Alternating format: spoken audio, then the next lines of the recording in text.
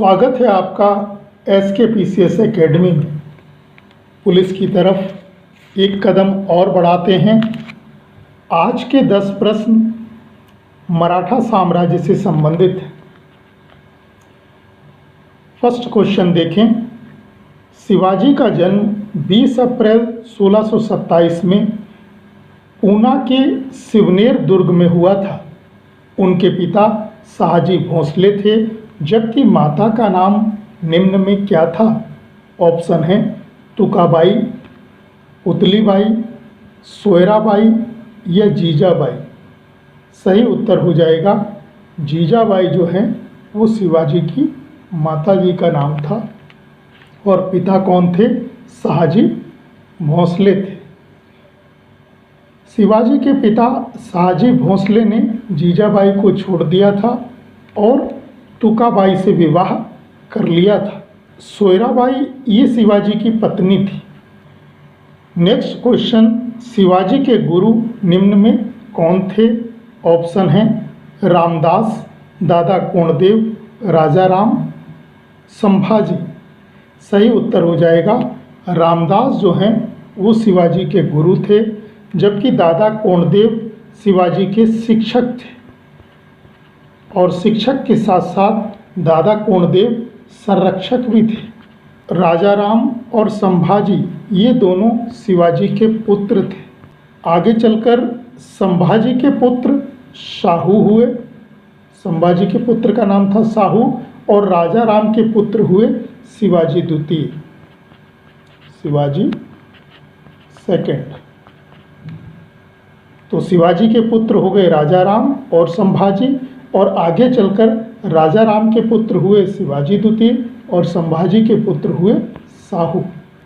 Next question, 14 जून 1674 शिवाजी ने अपना राज्याभिषेक रायगढ़ में करवाया और छत्रपति उपाधि धारण की। शिवाजी का राज्याभिषेक निम्न में किसके द्वारा किया गया था? ऑप्शन है वाराणसी के गंगा भट्ट, निश्चलपुरी के गोस्वामी, दरिया सारंग या निम्न में कोई नहीं।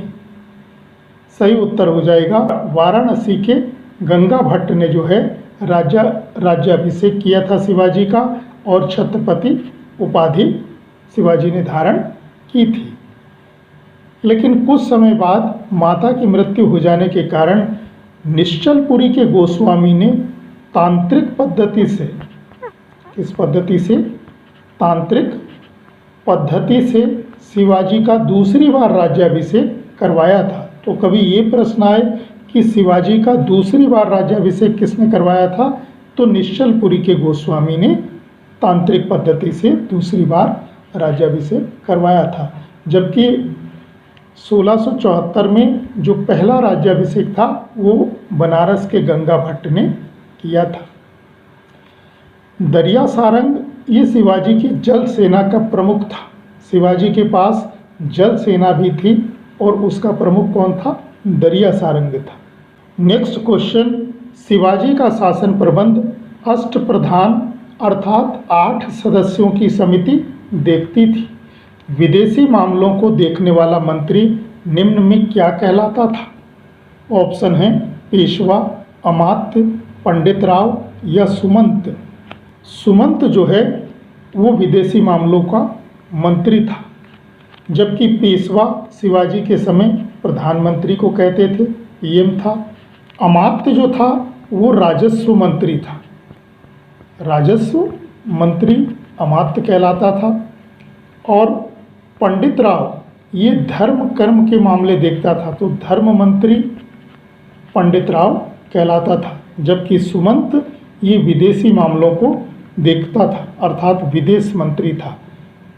तो 4 तो ये हो गए और 4 अन्य जो बचे हैं उनमें थे, एक हो गया सेनापति, 5वां सेना का प्रमुख, एक न्यायाधीश, न्याय कार्य करने वाला, मंत्री था गृह मंत्री और सचिव होता था वित्त मंत्री।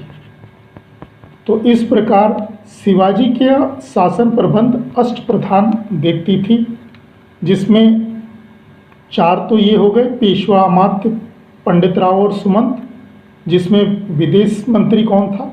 सुमंत था। और 4 अन्य हो गए, सेनापति, न्यायाधीश, मंत्री यानी गृह मंत्री और सचिव, सचिव यानी वित्त मंत्री। नेक्स्ट प्रश्न, शिवाजी की भूमिकर व्यवस्था निम्न में किस प्रकार की थी? ऑप्शन है जमींदारी, रैयतवाड़ी, महलवाड़ी या निम्न में कोई नहीं। सही उत्तर हो जाएगा, शिवाजी की जो भूमिकर व्यवस्था थी वो रैयतवाड़ी थी। रैयत प्रजा को कहा जाता था। और शिवाजी भूमिकर कितना लेते थे? तो 2/5 भाग भूमिकर के रूप में लेते थे। अर्थात पहले उन्होंने 33% कर लिया, उसके बाद शिवाजी ने 40% कर लिया था। नेक्स्ट प्रश्न, शिवाजी की सेना का प्रमुख निम्न में क्या कहलाता था? ऑप्शन है नायक, जुमलादार, सप्तहजारी, सर-ए-नौबत। सही उत्तर हो जाएगा, सर-ए-नौबत कहलाता था। नायक जो था वो पैदल सेना का अधिकारी होता था। पैदल सेना का अधिकारी क्या कहलाता था? नायक कहलाता था। 10 नायकों के ऊपर एक हवलदार होता था। एक हवलदार होता था। 3 हवलदारों के ऊपर एक जुमलादार होता था। जुमलादार होता था। और 10 जुमलादारों के ऊपर एक हजारी होता था।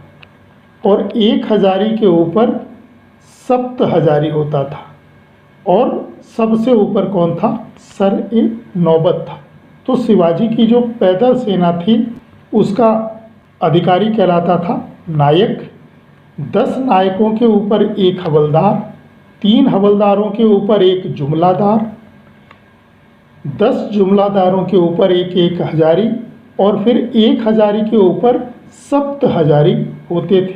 कौन होते थे? सप्तहजारी। और सबसे ऊपर कौन होता था? सर-ए-नौबत होता था। नेक्स्ट क्वेश्चन, 2 नवंबर 1659 को शिवाजी ने बघनक से निम्न में किसकी हत्या की थी? बघनक से तात्पर्य है बाघ जैसे नाखून का अस्त्र पहनकर किसकी हत्या की थी? ऑप्शन है शाइस्ता खां, अब्दुल फतेह, अली आदिल शाह दुती, अफजल खां।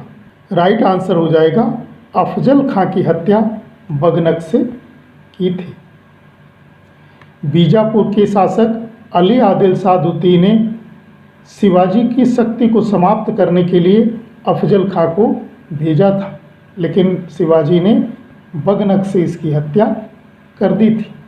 औरंगजेब ने शिवाजी को समाप्त करने के लिए शाइस्ता खां को भेजा था, लेकिन शिवाजी ने 15 अप्रैल 1663 सन क्या था? 15 अप्रैल 1663 में शाइस्ता खां पर रात में आक्रमण किया, जिसमें अब्दुल फतेह, ये शाइस्ता खां का पुत्र था, ये मारा गया था। तो शिवाजी की शक्ति को दबाने के लिए बीजापुर के सुल्तान अली आदिल शाह ने किसको भेजा था? अफजल खां को। और अफजल खां की शिवाजी ने हत्या कर दी थी बघनक से 2 नवंबर 1659 को। फिर उसके बाद औरंगजेब ने किसको भेजा था? शाइस्ता खां को, शिवाजी को की शक्ति को समाप्त करने के लिए, लेकिन शिवाजी ने रात में इस पर आक्रमण किया 15 अप्रैल 1663 को, जिसमें इसका पुत्र अब्दुल फतेह मारा गया था। नेक्स्ट प्रश्न, शिवाजी ने जावली पर अधिकार कब किया था? ऑप्शन है 1643, 1656, 1664 या 1677। राइट आंसर हो जाएगा 1656 में जो है शिवाजी ने जावली पर अधिकार कर लिया था, इसको जीता था। और जावली पर शासक कौन था? तो चंद्रराव मौर्य था। चंद्रराव मौर्य ये जावली का शासक था।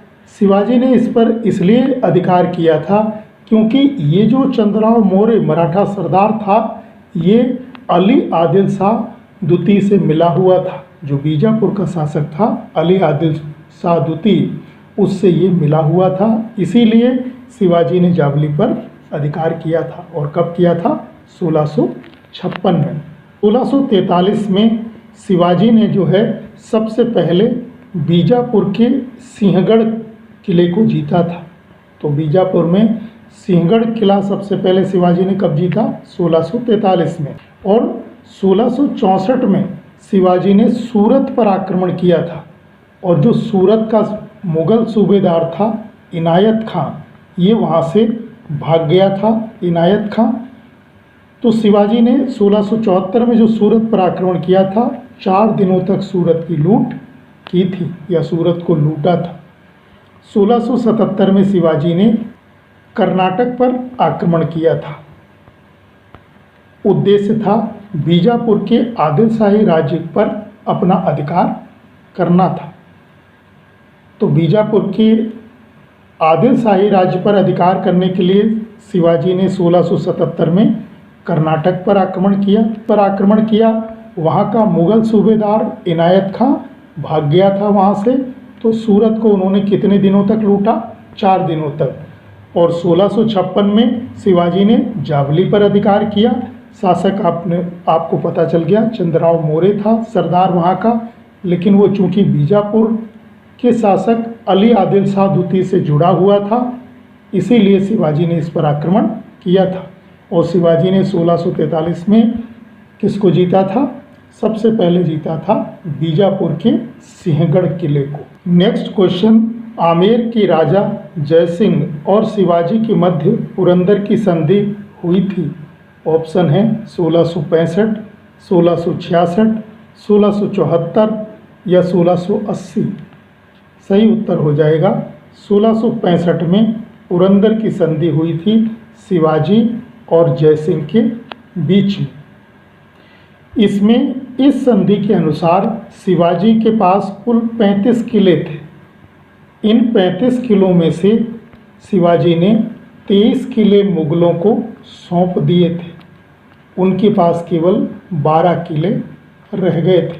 तो पहली बात तो संधि की ये हुई थी कि शिवाजी के पास कुल कितने किले थे? 35, जिसमें से 23 किले किसको दे दिए थे? मुगलों को। और अपने पास कितने रखे थे उन्होंने? 12 किले रखे थे। दूसरी बात ये थी कि शिवाजी ने बीजापुर के शासक के विरुद्ध सहायता देने का वचन दिया था मुगलों को। तीसरी बात इस संधि की ये थी, शिवाजी ने अपने पुत्र संभाजी को 5000 मनसबदारी स्वीकार कर ली थी। यानी मुगलों ने संभाजी को जो है 5000 का मनसबदारी पद दिया था। 1666 में शिवाजी जो हैं औरंगजेब के जन्म दिवस पर राजा जयसिंह के आश्वासन पर आगरा आए थे। उनको उचित सम्मान नहीं मिला, अतः वो दरबार से उठकर चल दिए। औरंगजेब ने उन्हें कैद कर किस में रखा था? आगरा भवन में रखा गया था, जहाँ से वे बाद में फरार हो गए थे। 1674 वाराणसी के गंगा भट्ट ने शिवाजी का राज्याभिषेक किया था और छत्रपति उपाधि शिवाजी ने धारण की थी। 1680 में शिवाजी की मृत्यु हो गई थी। नेक्स्ट प्रश्न, शिवाजी के राज्य को डाकू राज्य निम्न में कौन कहता है? ऑप्शन है विंसेंट आयर स्मिथ, जदुनाथ सरकार, महादेव गोविंद रानाडे, इरफान हबीब। सही उत्तर हो जाएगा विंसेंट आयर स्मिथ ने शिवाजी के राज्य को डाकू राज्य यानी रोबर स्टेट कहा है। ये वही विंसेंट आयर स्मिथ हैं जिन्होंने भारत का नेपोलियन किसको बताया है? समुद्रगुप्त को। तो समुद्रगुप्त को भारत का नेपोलियन कौन कहता है? विंसेंट आयर स्मिथ कहते हैं। और शिवाजी के राज्य को डाकू राज्य भी कौन कहते हैं? विंसेंट आयर स्मिथ ही बताते हैं। तो ये 10 प्रश्न थे, इनको आप याद कर लें। 10 नए प्रश्नों के साथ मिलते हैं। धन्यवाद।